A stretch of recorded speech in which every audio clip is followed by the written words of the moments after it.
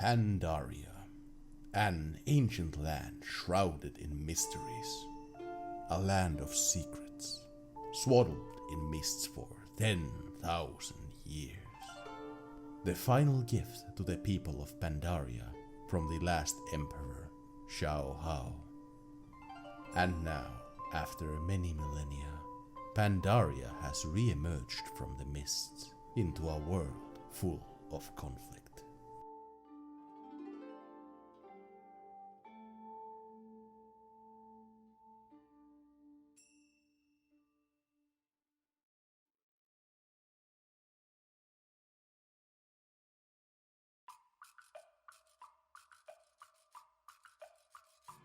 I was always very fond of Pandaria, though I hate to admit it now. At the time of the expansion's initial reveal, I did share the reflexive revulsion that many people expressed. Skadoosh!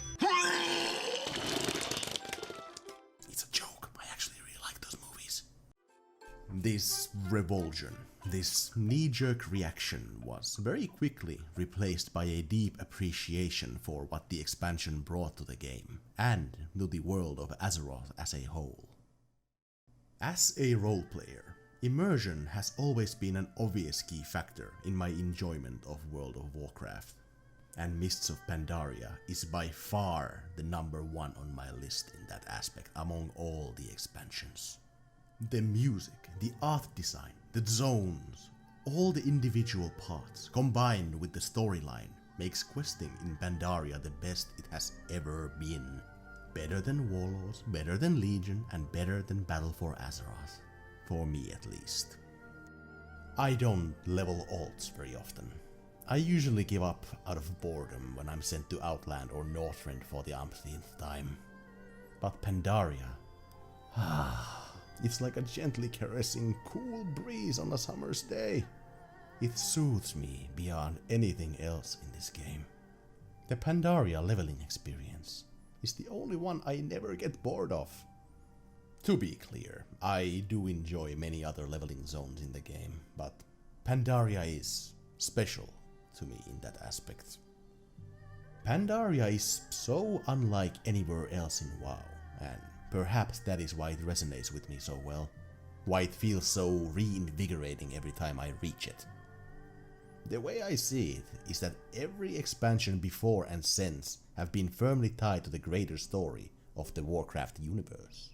And because they deal with more important matters in the grand scheme of things, it also feels more stressful in a story sense, if you catch my meaning.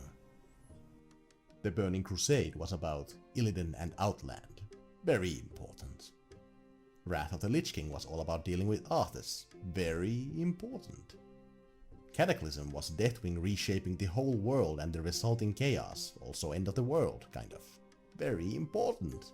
Warlords of Draenor was just Outland again, except not shattered into pieces. The medium importance. I guess it gave us alternate Gul'dan, so that's something. Okay, maybe Warlords doesn't quite fit the pattern of most expansions dealing with important Warcraft stuff, but that little misstep was followed by something much more important. Legion. Legion was all about the Burning Legion and dealing with the Dark Titan himself, Sargeras. One of, if not the most significant event in recent lore. Incredibly important, massively important. And most recently, Battle for Azeroth was the long-awaited and absolutely failed attempt at tackling the faction war storyline. Oh, I'll have things to say about that screw-up one day. Of all these expansions, the one that sticks out to me as the odd one out is Mists of Pandaria. Well, the finale not so much, but the overall story and the experience you go through is very different from the other expansions, which are very keen on focusing on the bigger story elements of the universe. So much of Mists is just about your journey through Pandaria, learning about the culture and interacting with the locals, immersing yourself in this foreign land. Monks, farmers, brewers, Jen and Lily, You yourself even get to become a farmer for a bit, if you're into that sort of thing. Which I totally was, by the way. I'm sure we've had similar story content in other expansions, but it has never been so far removed from the norm as in Pandaria. It's always the usual elves, orcs, trolls, humans, dealing with the same old things we're used to. The Fel, the Void, the Scourge, etc. Pandaria, with stuff like the Mogu, the Mantid, and the Shah, was such a fresh take on some of those old things. Even the Shah, which could have just been the usual old god influences that we're used to, felt different because of their connection to emotions. It certainly made the concept for them feel much more mystical than just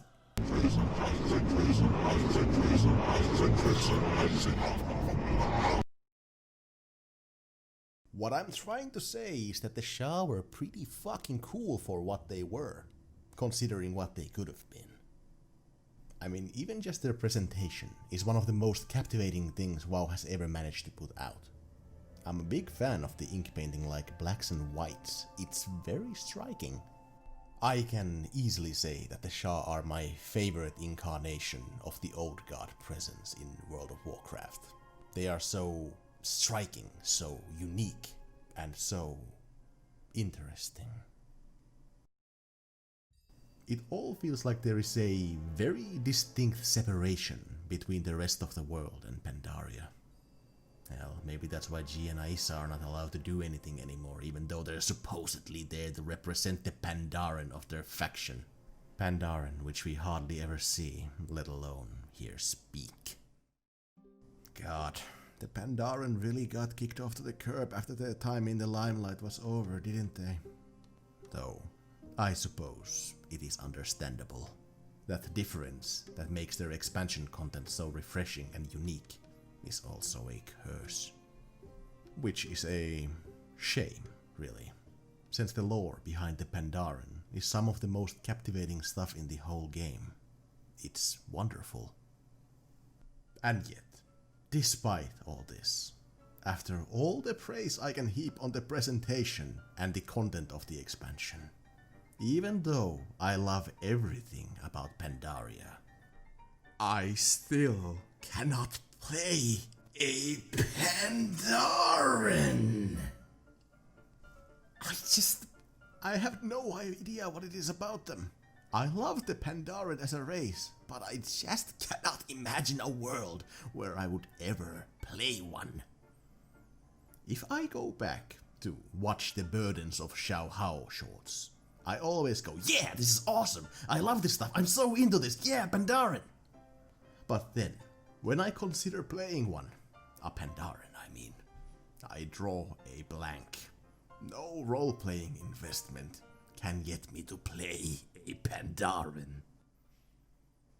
I wonder if other role-players have this issue, where you have this race that you don't hate and are actually really into their lore and themes, but just can't play one, no matter what.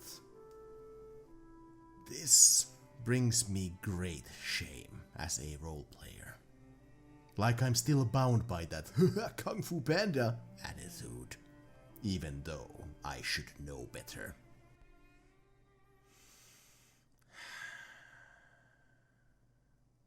I often think about new role-playing characters that I might create one day.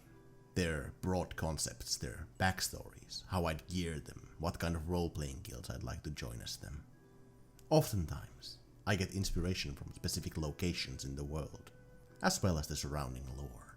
It serves as the base that I can then build on. It is not the only way I come up with ideas, but many of my characters have been influenced by a location that gave me the initial spark of inspiration. Pandaria has so many locations like this, but my favorite is Tian Monastery. Tian Monastery is located in the Jade Forest. It serves as a place of study for monks coming from many walks of life and from different races. This location was always the one that ignited my lust for roleplaying in Pandaria the most, specifically monk roleplay. Forming a school of monks from different races and playing out kung fu movie-esque storylines of rivalries, self-improvement and tragic betrayals. Pupils slowly mastering their martial arts, some struggling to overcome temptation and losing themselves, exploring the concepts of Tushui and Wojin, and seeing what kind of stories would emerge. And that is to say nothing of events that could be created by cooperating with other guilds. Imagine what it would be like if we had a good number of monk schools that practiced their own kind of martial arts. The conflicts, the rivalries, the things that we could do. I must apologize for Wimp Lo. He is an idiot. We have purposely trained him wrong, as a joke. If you've got an ass, I'll kick it! Jokes aside, serious monk RP, I imagine, would be amazingly rewarding to take part in. And most importantly, it would bring life to the role-playing scene in Pandaria. This beautiful continent deserves to be utilized. And relating to that, and that inability of mine, of not being able to roleplay a Pandaren, it makes me want to talk about certain other races that reside in Pandaria, that, if added as playable races, would open up those possibilities even further.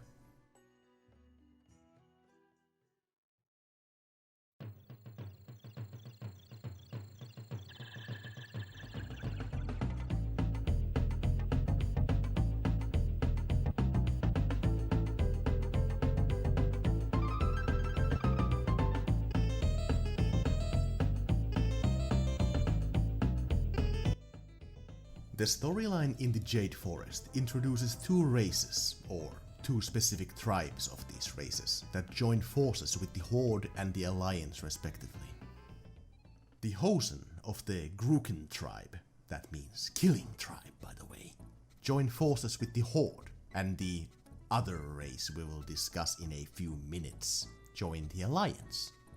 The Hozen are a race of impulsive monkey folk who call the untamed jungles and mountains of Pandaria their home. Though not particularly smart in the traditionally educated way, the Hozen are remarkably clever and apt at survival by any means necessary. They are also quite short-lived when compared to other sentient races of Azeroth, being that the race's elders are usually in their 20s. These traits, combined with their philosophy, if you can call it that, of living life to the fullest, getting all the enjoyment out of their short lives, makes the Hozen an explosive and wild race of people. Any who find themselves being considered a friend by one of these unpredictable monkey folk would surely come to see it as both boon and a burden. There are, of course, exceptions to the rule. Not all Hozen live short, volatile lives. Some Hozen have found lives amongst their neighbors, the Pandaren, serving as farmhands, working alongside them as fishermen, and even coming to seek training in places like Tian Monastery to learn the ways of the monk. I'll be honest, this is the reason I wish the Hozen were a playable race. This is the whole reason. I've always enjoyed martial arts movies and stories that make a big deal of different martial arts schools and styles. It gives them their uniqueness. Especially in fiction, as the real-world versions of these specific styles are exaggerated into these fantastical martial arts. This is what makes the animal-style kung fu school so interesting to me. So, let me ask you a question. What kind of martial art would suit the Hozen the best? Monkey style, obviously. This is the main reason I've always wanted the Hozen to be playable. I want there to be more opportunities for this crazy "yo, tiger style is strong but it will never surpass my serpent style" RP things to happen. On my realm, Argent Dawn, there is this big monk RP event that's called the Celestial Fist Tournament that takes place a couple of times a year, where monks from all over the world gather to test their might. Monks from all races, except the ones that can't be monks for some reason, and from all skill levels gather to test their skills in one place. And the following is what I want to see one day. I want to see a troop of rambunctious Hozen in monk garb enter the tournament grounds, led by a wizened elder Hozen with a glint of wisdom in their eye, whacking the young students on the head with their staff when they get out of line, trying to instill some modicum of reason in these wild young apes. These students would then enter the tournament and showcase their monkey-style martial arts, ducking and weaving unpredictably, darting here and there seemingly chaotically, scratching, jumping, rolling, only to reveal moments of hardened discipline in brief moments when the opponent drops their guard.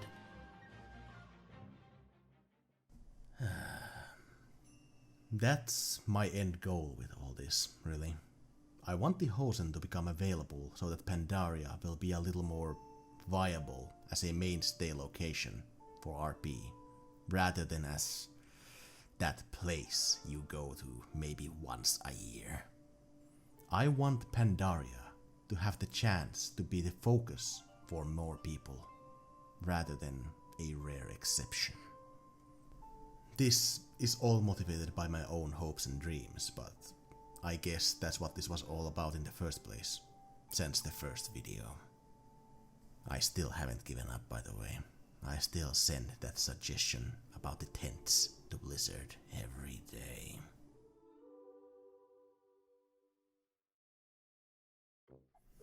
Well, to be clear, I do have many more ideas for Hozen, even outside Pandaria. Let's list some immediately obvious examples.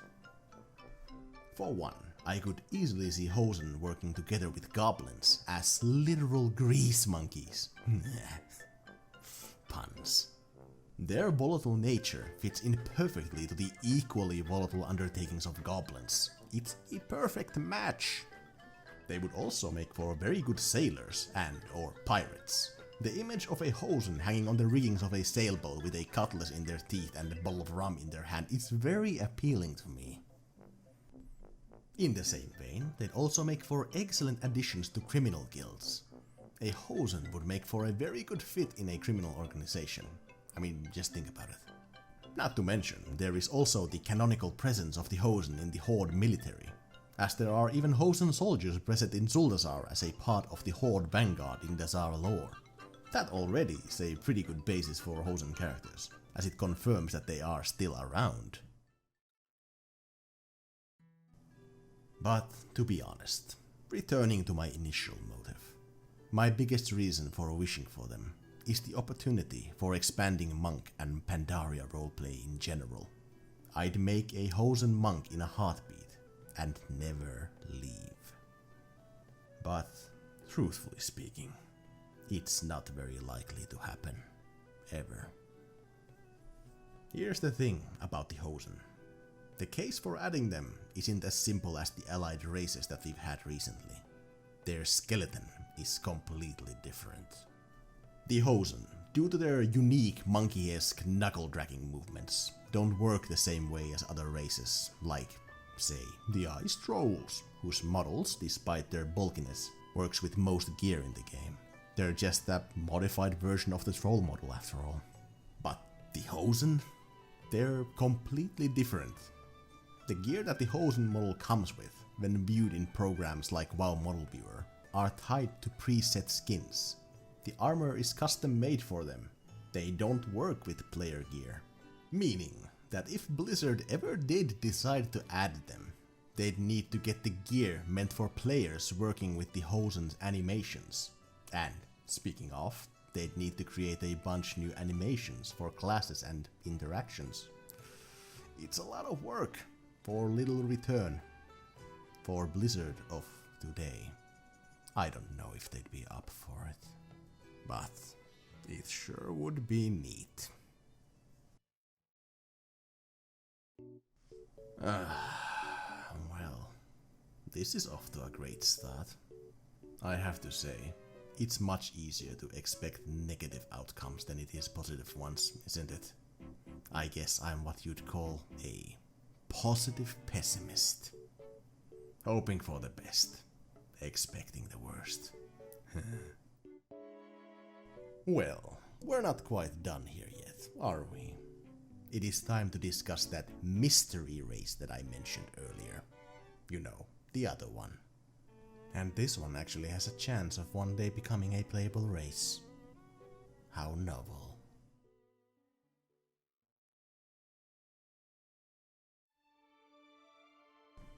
Thousands of years before the current era, in a time when the Titans walked upon Azeroth, Freya, the Titan Keeper of Life, created the Veil of Eternal Blossoms.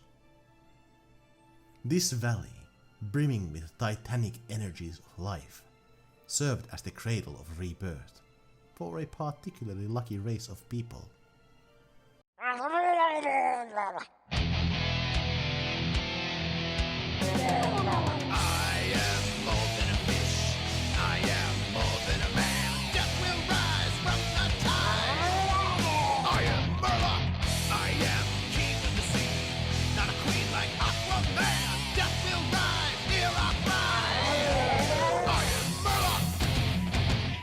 Death.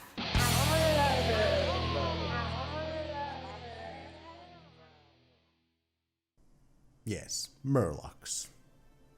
Bathed in this nurturing magic, these creatures, once so simple and primal, gained a heightened sentience and magical aptitude beyond anything their kind was capable of before. These particular Murlocs, so far removed from their former existence, would come to be known as the Jinyu, a revered and wise people, even respected and looked up to by the Pandaren for their wisdom and noble bearing. The Jinyu are extremely gifted in controlling water through magic to an incredible extent, thanks to their natural affinity with it. Their control over the element is so precise that they are able to carve intricate murals and statues with water alone. And beyond just the physical application of their magics, some of the Jinyu are also gifted with visions and prophecy, even to such a high degree that in the days when Pandaria still had emperors, when a new emperor was to ascend to their throne, they'd first seek out the Jinyu. So, in conclusion, the Jinyu are a fascinating race of people. For roleplaying, you'd be able to pull from these immediately obvious characteristics that their people share. Their affinity with water magics, the visions and martial prowess of their warriors make them a perfect addition to playable races. In addition, returning briefly to the topic of monks and the Tian Monastery, I'm sure you can guess what immediately comes to mind for a Jinyu monk.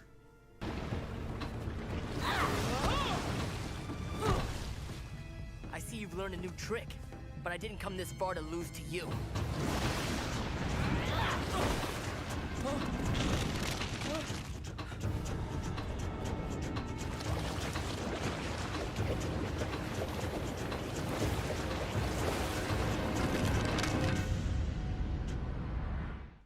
It's a match made in heaven. In general, the Jinyu would be an amazing addition to Pandaria-based RP. A perfect balance for the Hozen, like the very essence of Hyojin and Tushui. A race of inwardly facing, wise, careful people to match the outward-facing, brash and rambunctious Hozen. I'm sure this was no accident when they were being conceived. To be perfectly honest, the Jinyu are far more likely to become playable one day than the Hozen are. It's obvious from just looking at the animations of the Jinyu. They are built on the Night Elf male skeleton with a fish head slapped on top. It is most certainly more likely to come to pass than the race that would need a whole slew of new rigs and animations to be made playable. But as unlikely as the other half of this pair is to be implemented, I can't really see it any other way. These two races feel bound by destiny. If one is implemented, then leaving the other one behind just feels wrong. But then again, these are races from an expansion long past its relevance to the developers. Though I suppose they did recently introduce a non-hostile faction of Mogu. So, maybe it isn't that crazy to consider the idea that some of these races of Pandaria might one day even be playable. Truthfully, the Mogu are far more likely to become playable than my poor sweet Hozen.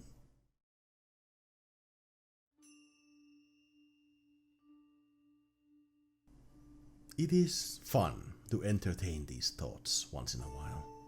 Different schools of martial art styles with clashing ideologies, exploring the relationships between the Hozen, the Jinyu and the Pandaren, living out kung fu movie-esque storylines of pupils searching revenge for the death of their master, crouching tiger, hidden dragon. It is enjoyable to think about these things, visions of an ideal world, idle fantasies. But I suppose that we will have to make do with what we have, for now. Like I said earlier, hope for the best, expect the worst. Thank you for spending this time listening to my wishful thinking. I most certainly hope you got something out of this. I very much appreciate it. Now, if you'll excuse me, I think I will take my time in the bath and enjoy the serenity of Pandaria. And until next time.